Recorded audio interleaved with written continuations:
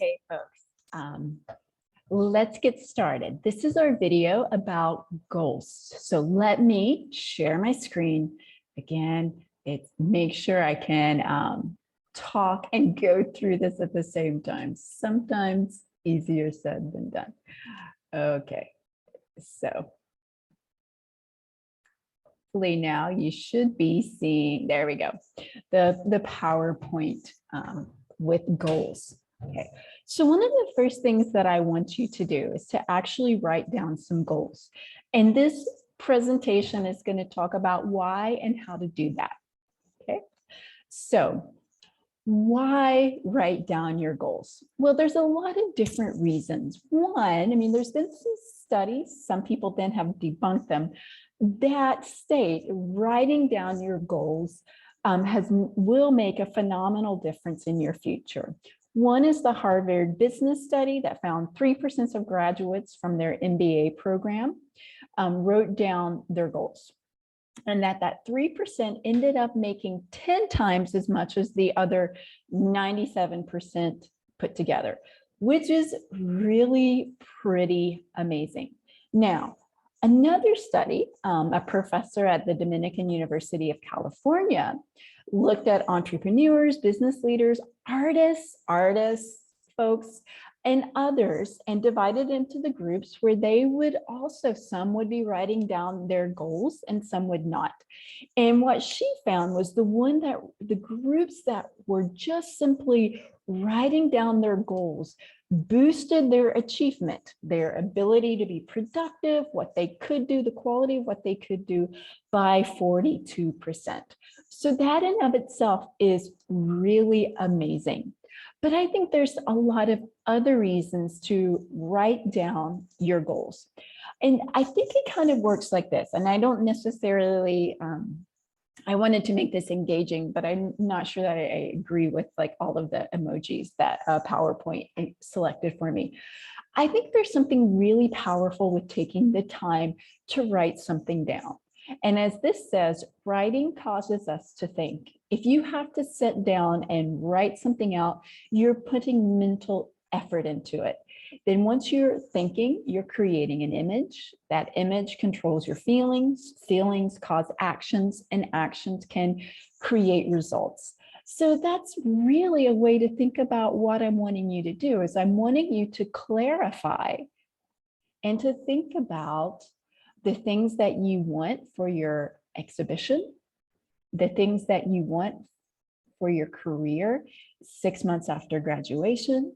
Where do you want to be a year from now and 5 years from now, so that this cycle can begin, and not with frowny faces, but with smiley faces, so that it can help propel you forward in a good way. So one of the things we're going to go through now are what I mean by smarter goals, and just kind of talk it through it a little bit. But I'm going to say this as well, because sometimes some people aren't really excited about the word goal. Okay, and they think that that word goal is a little bit consumeristic and that maybe it doesn't reflect them. I don't want you to let that word or the semantics kind of get in the way. So if you want to think about this as your intentions, that could be a great way to think about it. If you want to think about it as your dreams, that could be a good way to think about it, or your life plan. There's a lot of other ways you can think about this. So again, don't let that G word, goals, become something that makes this something you don't want to do. Also, I'm going to be very, very honest. Who am I to judge your goals? Now, I want you to dream big and have big goals, but I'm not going to give you a grade based on that's a good goal, that's a bad goal. This is an assignment that you're just going to get credit for doing. So don't feel like I am trying to determine your goals. They're your goals. I just want you to put them down to think through and get the benefit of that process, okay?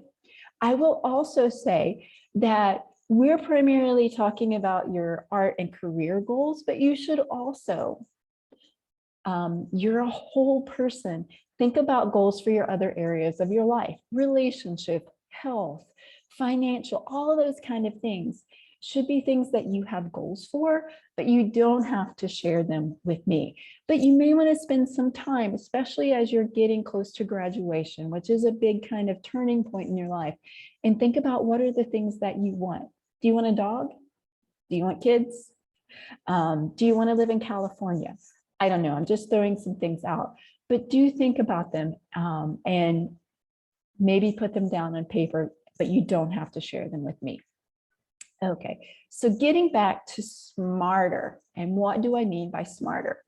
And of course, it's an acronym, and we're going to go through that acronym. The S is for specific, okay? And this, I think, is what's really important, is being as specific as you can with the goals that you write. So as it says here, a goal to write a book is really vague. Just as a goal, thinking about this class, making paintings is pretty vague. What kind of paintings? What size of paintings? Dig deep and get as specific as possible. I'm going to make large scale 5-foot by 10-foot abstract paintings this semester. That's really specific. The other is something that can be measured, okay? How do you know that you've reached the goal or are getting close to it? So let's go back to my specific example of 5-foot by 10-foot abstract paintings. I can make that measurable by putting a number on it, right? So I'm going to create 3 5-foot by 10-foot abstract paintings. Then it becomes measurable. Actionable. Okay, so when we're writing out our goals, we want to use action verbs. Okay, instead of I'm going to be more consistent in my art creating, I'm going to make 3 paintings, and as in this example, write 2 art reviews a week. Okay, so make sure it's actionable. Then there becomes this kind of question, risky versus realistic. Some people would say in the SMART or SMARTER goal framework that the R, the first R, is for realistic. Other people will say it needs to be risky. I think maybe a middle point, middle path is the better way to be, especially for your goals for the exhibition. So what can be realistic but also challenging for you? So between now and the time that the exhibition opens, to be realistic, you probably could not get 100 5-foot by 10-foot paintings done, right? That's just superhuman. So that example is not realistic, maybe too risky. But let's scale it down. Maybe between now and the exhibition opening, you could complete 1 5-foot by 10-foot painting. That's the middle path. So coming up with a goal that challenges you in a way, but is also something that you can realistically do will keep you on the right path. Okay, so it's a balancing act there. What challenges you, but what can you realistically do? It also needs to be time-based. I think this is true for goals and life in general. Man, the power of a deadline. How many of you, and myself included, have been able to get a project done when we had a deadline, right? It spurs us into action. So putting a time signature on your goals will help you do the same thing. Now for the exhibition, that's going to definitely happen, right? As we saw when we talked about the syllabus, you know, your work can't be late for install. Okay, so you've got to work with that. But in other areas of life, like you might want to do the same thing. Let's say graduate school is on your horizon and it's something that you're very serious about. So maybe you create a goal with a deadline that by December 20th, you've researched 10 different graduate schools to see which is the best fit for you. Okay, that gives it a deadline and that gives you that kind of measurable opportunity as well. Okay, so think about that. When does this project need to happen? Okay, Exciting. Now, this one is one that we oftentimes forget about, but let's just be honest. The things that we do should excite us. They should drive our passion and our curiosity, because if they don't, we're not going to do them. I think we're all guilty of kind of starting something. It's been half-hearted and we haven't worked through it. So it becomes like, how do you have an emotional involvement with these goals? What is exciting to you in your art practice and your career, so that it will drive you to work on it? And sometimes it's just thinking through a little bit. The easiest example is for goals, something for health. But so for some people, the idea of exercising doesn't really get them excited, but the idea of being healthy does, or the idea of doing something in a team where people are depending on them does get them excited. So aligning their goals that way can make a huge difference. Maybe it could be, that excitement could be about, how are you going to feel when you get your first paycheck from your first job, so on and so forth. Think about it and make sure that your goals have that kind of element. Make sure you're excited and they trigger your passions. And then the last one, relevant. Okay, and this one, it seems kind of strange, but it's like your goals need to resonate with the season of life that you're in. So here you are. This is for most of you, your last semester as an undergraduate student. Some of you, it's also your last semester as an undergrad, your first semester as a grad student. It's a very busy season. So it might not be the time to have a lot of extraneous goals. This might not be the time to, going back to exercise, to train for a marathon. Okay, so where are you at in life and what goals make sense to where you're at? Okay, that's just another degree of alignment. Okay, so again, let's go back to what we mean by smarter. It's got to be specific, clarify, use those specific items. What are you going to do? It's got to be measurable. Okay, 2 paintings or 12 paintings. It needs to be actionable, something that you can do. You need to find the balance between risky and relevant, something that challenges you, but it's also something that you can actually do. It needs to be time-based, have a deadline.